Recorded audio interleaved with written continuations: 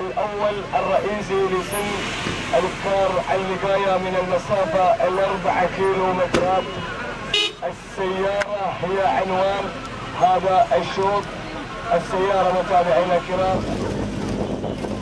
يا الهجن شلم بنا شله يا كاسرة المصاليب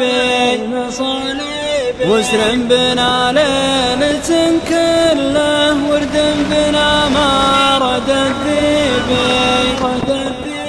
والجردي لا تشيلنه ما له علي تم واجبي يا حمود دل القلص دله لا يرشحن المغاربي وسقوالي يا شفت عبد الله والفت علينا المراكب وربوعنا كلهم والله أهل الصخاوة والتراحيب